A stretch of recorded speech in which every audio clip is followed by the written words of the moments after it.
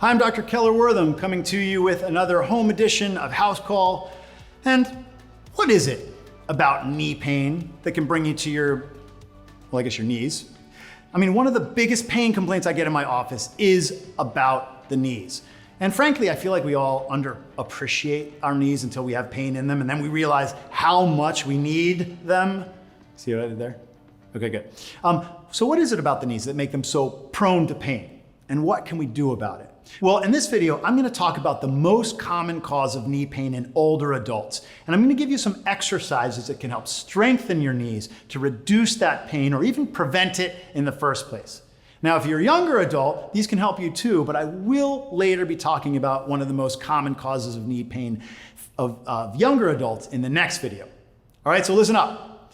Little stats here for you. 1 in 5 people experience knee pain. Now, if you're over 55, that's 1 in 4. And then over 50% of all adults over the age of 85 have knee arthritis. Knee arthritis. This is by far the most common cause of knee pain in older adults. I mean, every day I see a patient who comes into my office who's had to give up their activities. They don't like walking or they live in constant pain just because of their knees. But when it comes to arthritis, stopping your activities because of the pain is probably the wrong approach. You need to stay active. But what can you do if it hurts? Well, we're gonna get into that. But first, let's give a little lesson on knee anatomy. So the knee joint is actually a hinge joint, but it's a complicated one with lots of parts. It's got 3 bones, the femur, the tibia, and the patella, the little kneecap. It's got 4 main ligaments. It's got 2 menisci, which are little kind of half-moon pieces of cartilage inside the joint. It's got a bunch of tendons, and then it's got the articular cartilage, which is the main kind of soft coating on top of the bones. Now, a knee is more wobbly than an actual hinge, which gives us more mobility, but it also makes it more prone to injury. Many things can lead to knee pain. And as I said, we're gonna examine some of those in other videos. But when we talk about knee pain due to arthritis, it all comes down to the cartilage that's deep within the joint that's covering the surface of the bones. If you look on the back side here, I can show you the kind of this smooth coating on top of the bones that's representing the articular cartilage. Cartilage is basically the body's way of reducing friction at bony surfaces. It's white, it's smooth, it's spongy, and it is coating a lot of joints in our body. But as that cartilage wears down, we can start to develop more friction. And that friction can lead to arthritis. Arthritis literally means inflammation of the joint. The artho is the joint part and the itis is the inflammation. When we talk about osteoarthritis, we're referring to the bony part that also gets inflamed. And we can see that on x-rays. And again, this happens as the cartilage starts to degrade over time, exposing the surfaces of the bones, and then basically causing more friction that leads to more inflammation. So, what are the risk factors for knee osteoarthritis? Well, some of it's genetics, just runs in the family. Some of it's high intensity workouts or very physical jobs, especially if you're carrying heavy loads. Obesity is another thing because basically you're carrying more weight on your knees. Smoking, which reduces blood flow to vital body parts. And then weak muscles and bad alignment. Now, the weak muscles and the bad alignment are what we're gonna work on today because they're so important at reducing osteoarthritis. Okay, so you might want to go to your doctor to make sure that you have osteoarthritis. Usually that diagnosis can be made by looking at your symptoms, which might be an intermittent or a steady pain, some crunching sounds, kind of a long-term course here, not something that happened immediately. And then, they'll ask more about the history, what makes it better, what makes it worse. And they'll do an exam. They'll look for bony deformities. They'll feel for crunching or cracking or swelling of your knees. They'll check your range of motion, see if there's any acutely tender areas that could indicate something else. And then an x-ray, which is gonna show us if we've got signs of a joint narrowing because of less cartilage in the joint, and if we've got signs that are showing that bony inflammation that I talked about. That means the osteoarthritis. So let's now jump to the exercises that we can do to help reduce arthritic pain and help even prevent it in the first place. You guys, exercise is so important for so many joints, and especially in the knees. Now, you can get into physical therapy for exercise, but even if you're not in physical therapy, there are a lot of exercises that you can try at home. All you need is a chair and some elastic bands that are easy to find in any sporting store.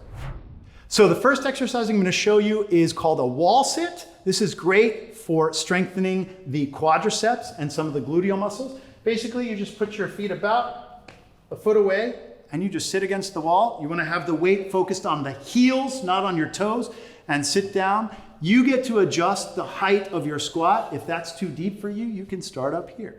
If you feel like you've basically got good strength, you can go even lower.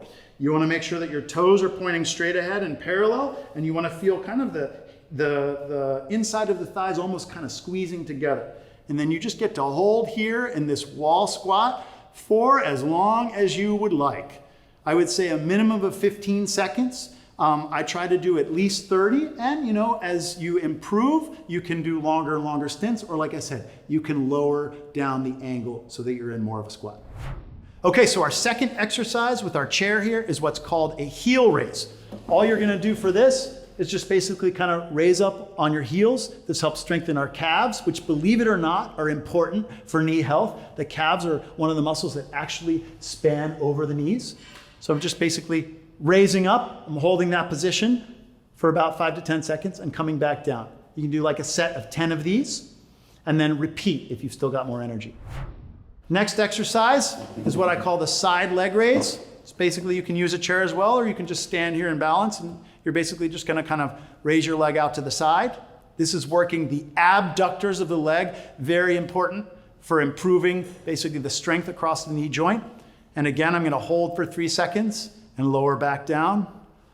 Hold from 3 seconds and lower back down. And I can do like a set of 10 of those and maybe do multiple sets. A couple of exercises I'm going to show you now we can do from the chair. This is an easy one to do if you have knee pain, because basically it's just the straight leg lift from the chair.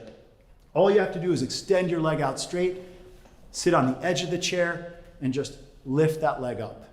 You're gonna hold that straight leg up, 1, 2, 3, and let it back down. Hold it up, 1, 2, 3, and let it back down. And of course, you'll do a set of 10 of these, holding each time for 3 seconds, and then move on to do the opposite leg. And the last exercise I'm gonna show you is what they call a seated hip march.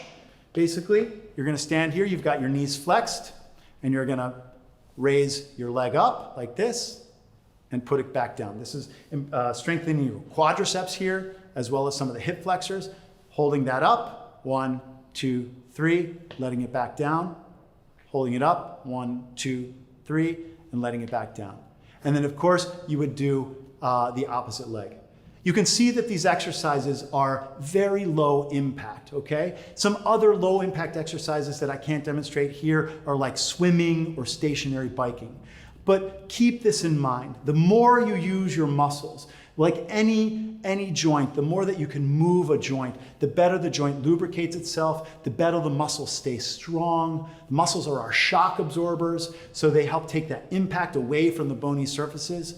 And stronger joints are less prone to injuries that can further inflame arthritis.